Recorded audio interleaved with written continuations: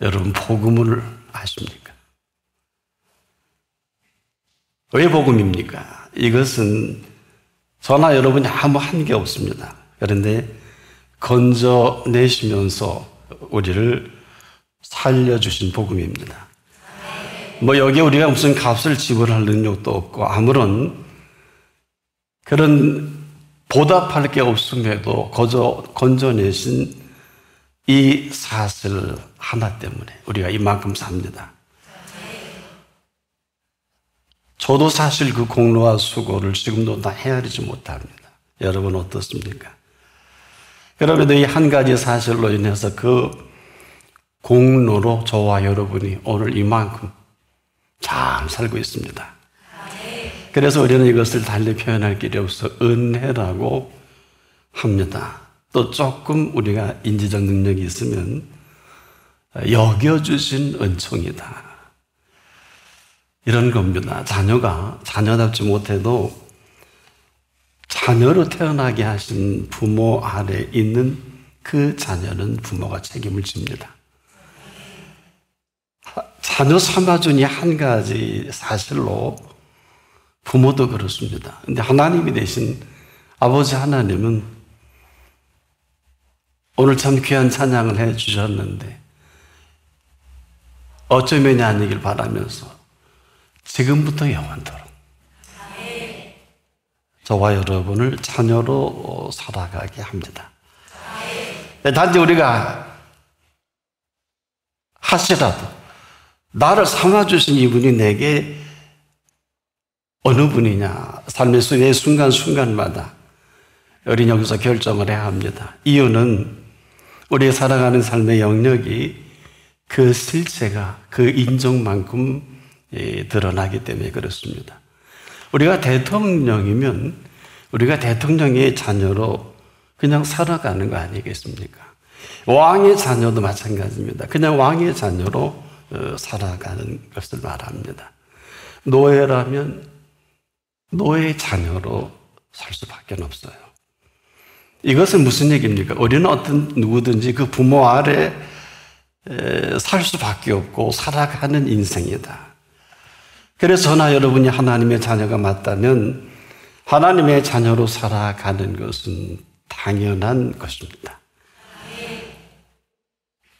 이유는 오직 한 가지, 그의 자녀로 삼아주신 우리의 몫이 아니라 그분의 몫입니다. 이것을 영향력이라고 하죠. 이 영향력을 얼만큼 우리가 공급받고 교통하느냐, 이것은 각자의 몫입니다. 왜? 탕자도 있으니까요. 아니면 집에 있는 탕자도 있으니까. 그러나 이 모든 것은 재벌의 자녀가 재벌 아버지 밑에서 그 영향력대로 재벌대로 마음껏 사는 게 자연스러운 거 아니에요? 오히려 그렇게 살지 못하는 게 어색하고 부자유스러울 것입니다. 한마디로 생긴 대로 살아갈 수밖에 없겠죠.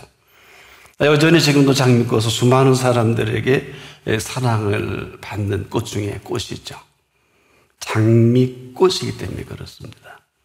들꽃은 지금도 지나가는 사람들에게 그냥 사랑받는 게 자연스러운 일 아닙니까?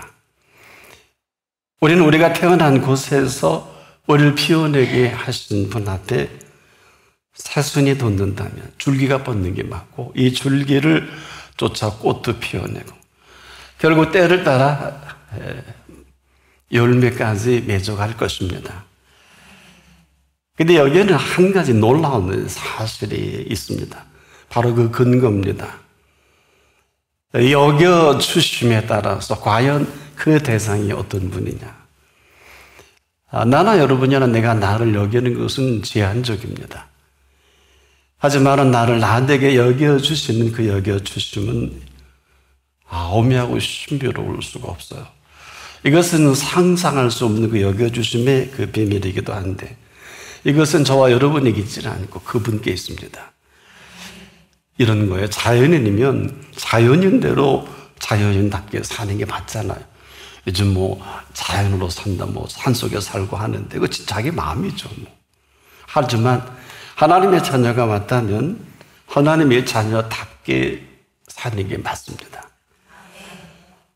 왜 이렇게 이 일이 심각할까? 이것은 저나 여러분의 애쓰고 수고함과는 전혀 관계가 없습니다. 하나님의 자녀가 아니라면 그게 맞겠습니다만은 하나님께서는 지금도 그 자녀를 향해서 여겨주심의 그 비밀은 아마 제가 생애 다 할 때까지 얘기해도 부족할 것입니다.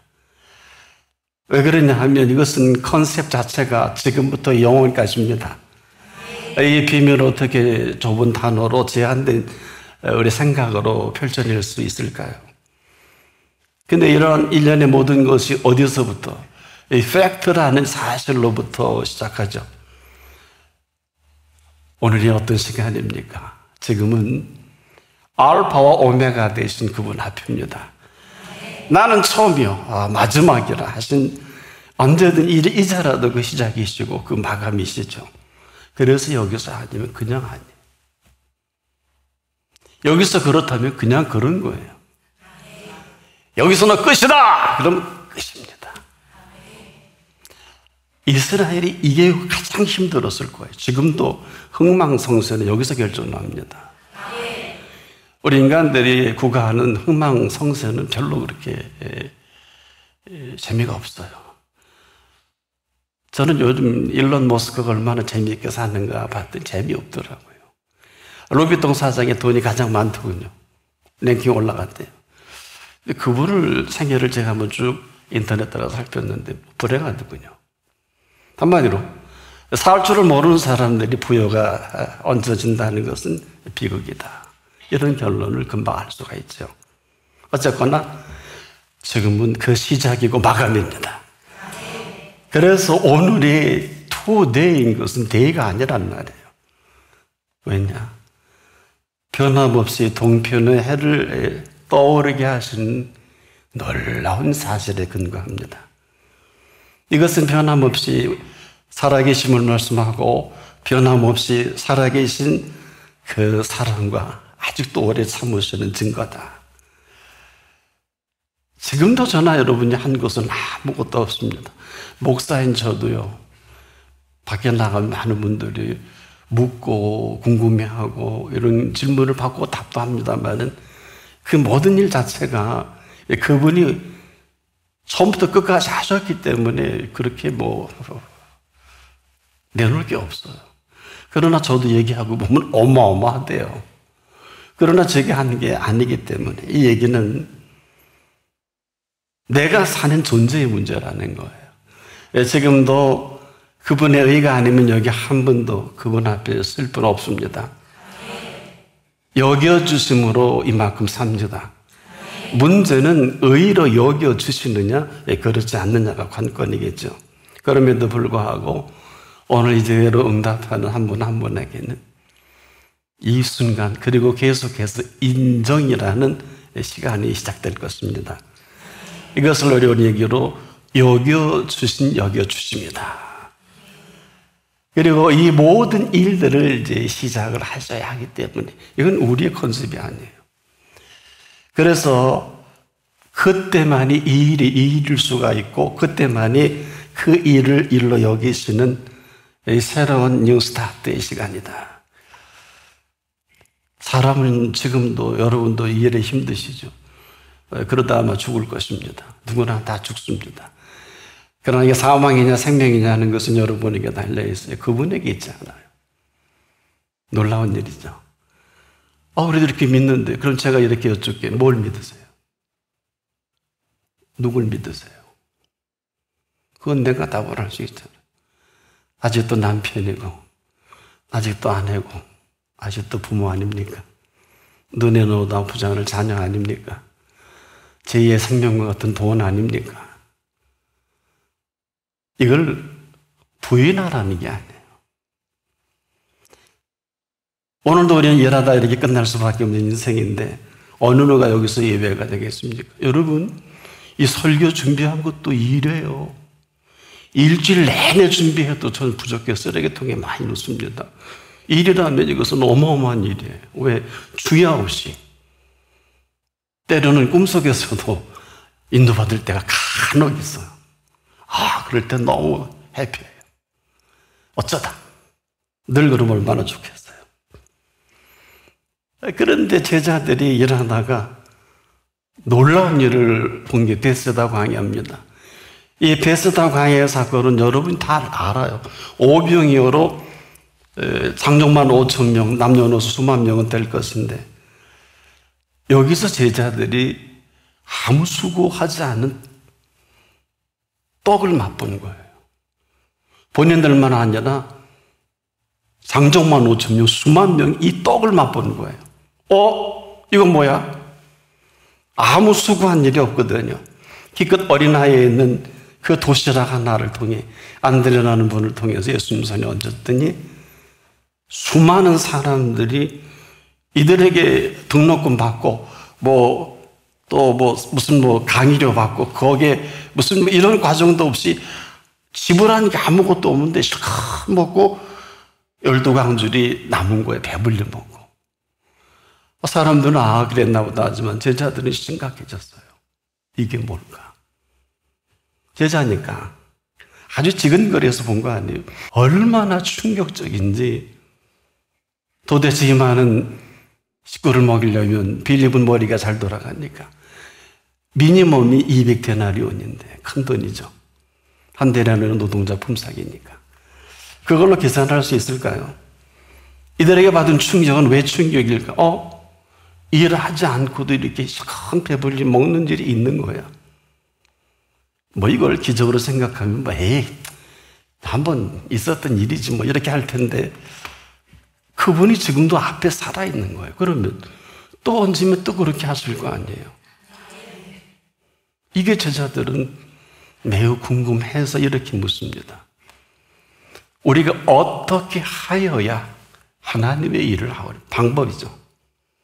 하오의 개념이죠.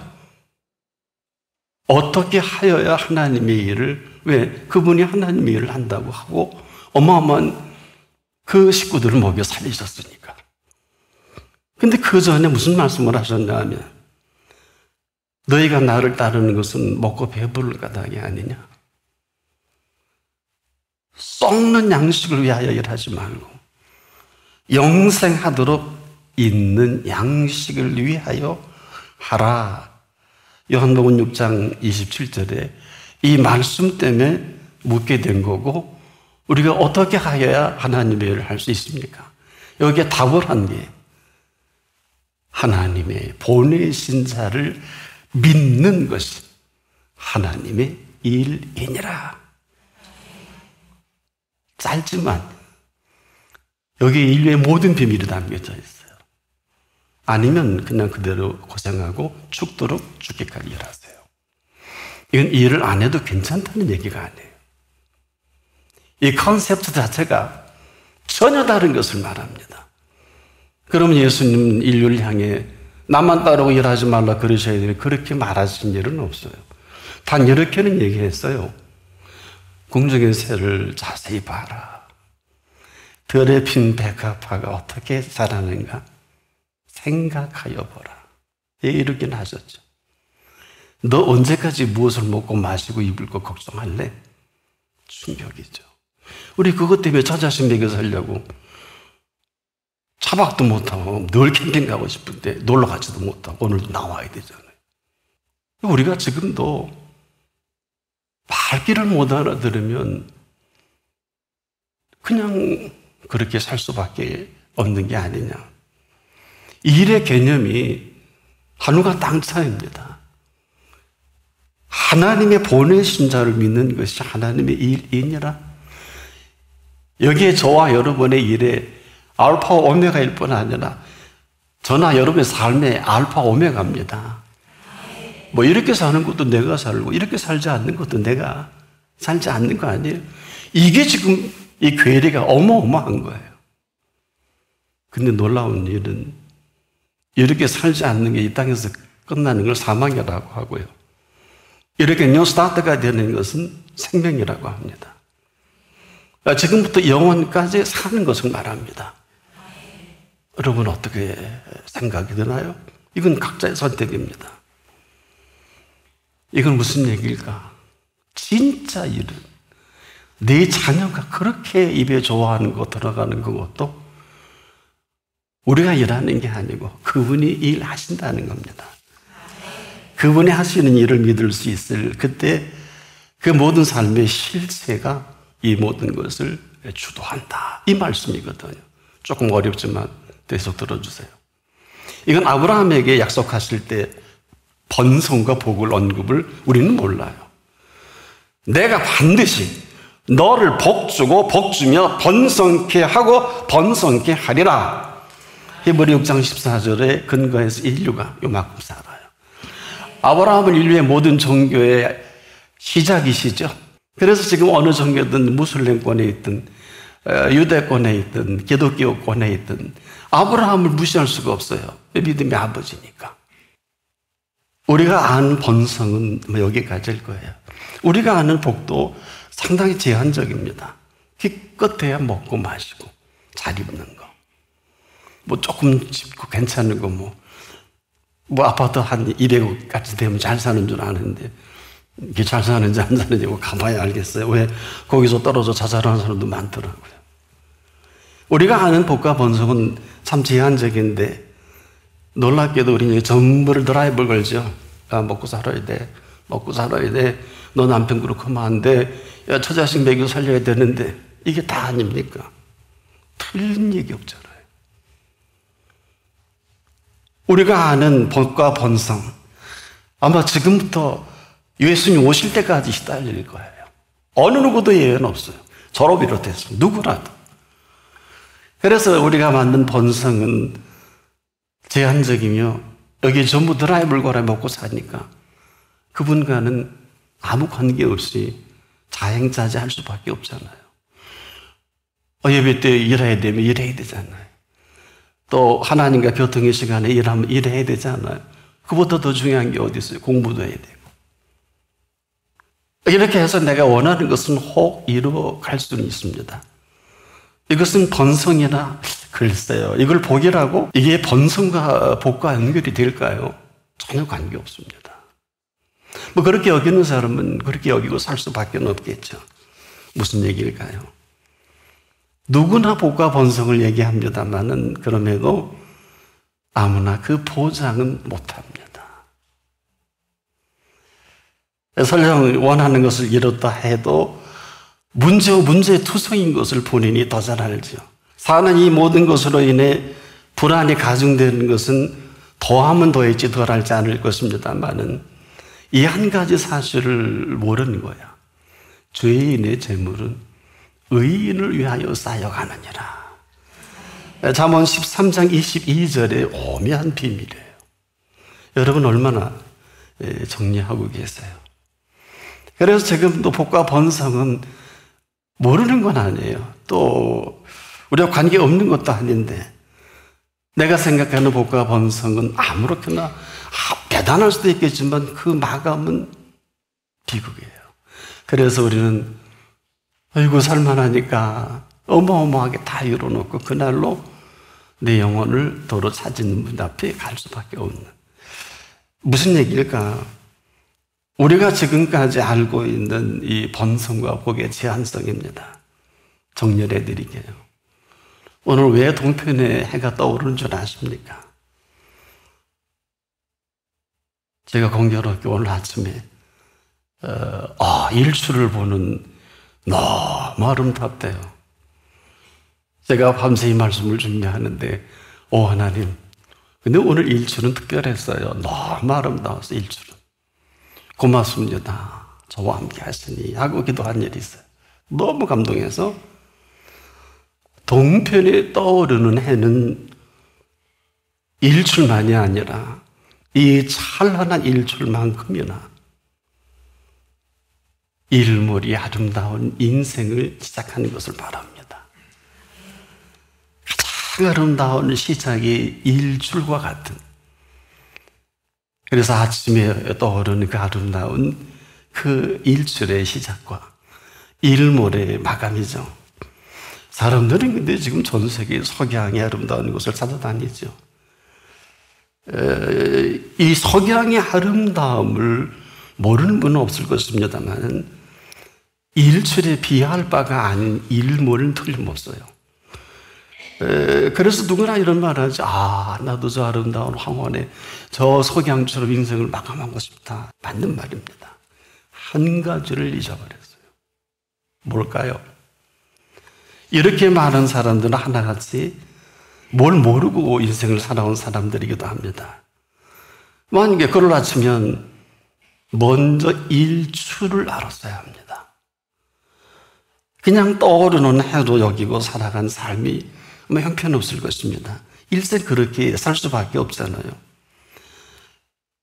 아름다운 석양의 감탄과 감동을 우리는 할 수 있을런지는 몰라도 일출을 모르고 살아온 사람들이 그냥 준비 없이 석양을 그대로 아름답게만 맞이하고 막 가만히 인생이 얼마나 쓸쓸하겠습니까? 다들 그렇게 살잖아요. 아마 여러분 처음 들어보십니까? 본인과 아무런 관계없이 맞이하는 석양이 본인도 그렇게 끝나는 거예요. 감탄만 하고 감동이 없었던 거예요. 무슨 얘기일까? 그렇게 석양이 아름답거든 왜 일출에 찬란하고 아름다운 일출을 보지 못했습니까? 라고 묻고 싶어요. 왠 줄 알았어요? 오늘 새벽에 일출이 너무 아름다웠는데 이 아름다운 일출의 이 모습을 보여주기 위한 그분의 준비는 밤새 준비하십니다. 하세요. 그래서 우리 인생의 꽃 피울 그분 앞에서 일출부터 삶을 구가했어야 합니다. 일몰은 이미 끝난 거예요.